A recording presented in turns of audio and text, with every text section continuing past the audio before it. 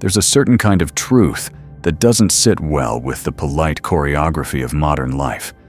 It's too jagged, too disruptive, too indifferent to the human need for comfort. Nietzsche knew this intimately. He understood that beneath our carefully assembled ideals, morality, religion, civility, lies something primal, something terrifying in its rawness. The will to power. Not the cartoonish version of domination we reduce it to, but the elemental urge to expand, to shape the world according to one's strength. People don't want to hear this. They don't want to confront that their deepest instincts may not be aligned with goodness, but with survival, influence, transformation. And yet, Nietzsche saw it clearly, and he said it without apology. To live truthfully, he believed, was to strip away the illusions that shield us from ourselves. He didn't advocate for nihilism because he liked despair. He warned about nihilism because he saw it as the unavoidable consequence of killing off the old gods without being ready to become gods ourselves. And yet, to say this out loud, that meaning is not found, but made. Is to take away the scaffolding most people cling to.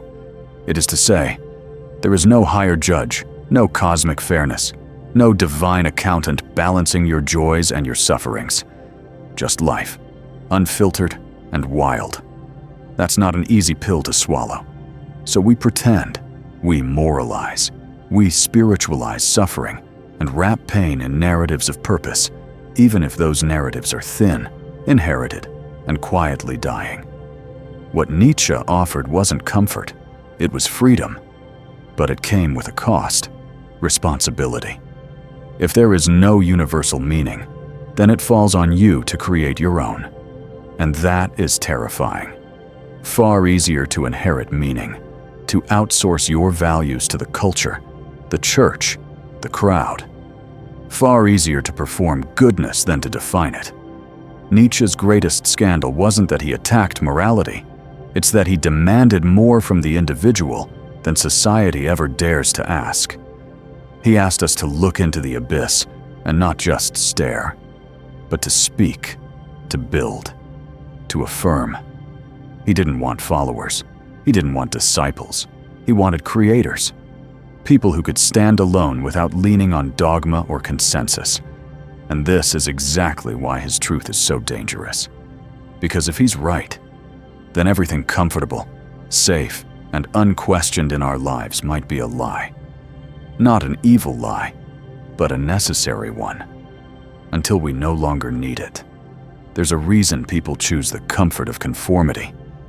Becoming who you are, as Nietzsche put it, isn't a cozy process of self-discovery.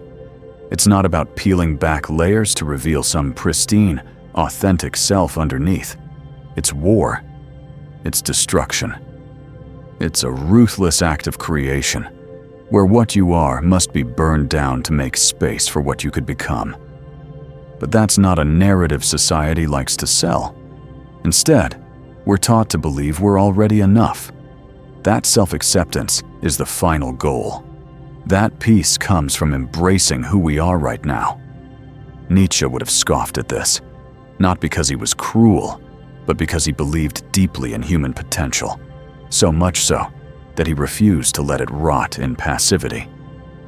What people don't want to hear is that growth requires violence, not against others, but against your own comfort. To become means to betray the person you were yesterday. It means shedding beliefs you once cherished, leaving behind people who no longer fit the shape of your becoming, standing alone without the applause of the crowd. It means daring to offend, to disappoint, to be misunderstood. Most don't want that. Most would rather belong. And so, they settle. They call their fear humility. They call their obedience kindness. But Nietzsche saw through it. He saw how the herd, for all its good intentions, levels us. It doesn't kill greatness with malice, but with consensus. There's a softness that passes for virtue today, a tendency to flatten the soul in the name of peace. But Nietzsche believed in the necessity of conflict, of inner tension, not to glorify suffering, but to embrace it as a forge. He wrote of the Übermensch not as a master of others, but as a master of himself, one who could transmute suffering into strength, solitude into self-realization. People often mistake this figure for a tyrant. But the Übermensch is not about domination. It's about self-overcoming.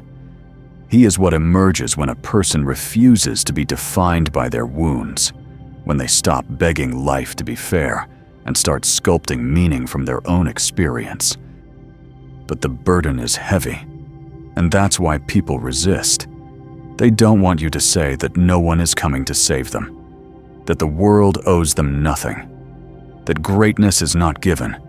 It is carved out through fire, silence, and relentless inner work. They want therapy. They want validation. They want to be told they're doing fine just as they are.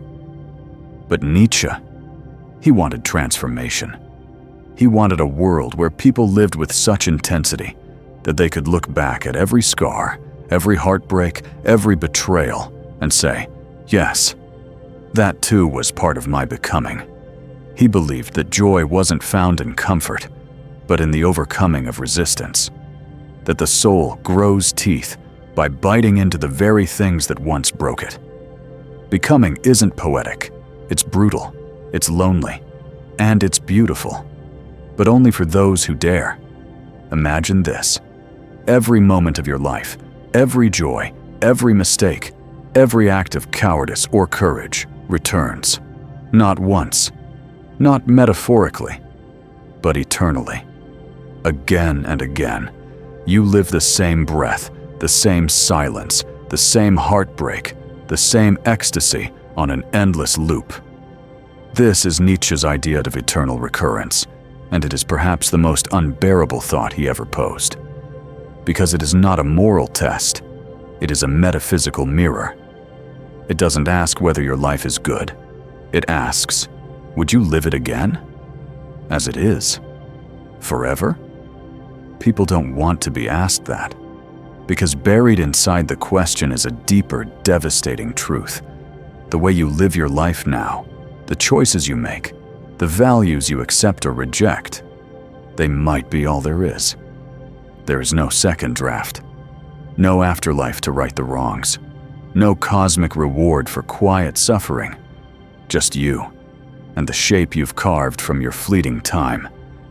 That's why Nietzsche's message is feared, avoided, dressed in caricature, because it demands that we affirm life not only in its beauty, but in its brutality, that we love fate, amor fati, even when fate offers no comfort, no closure.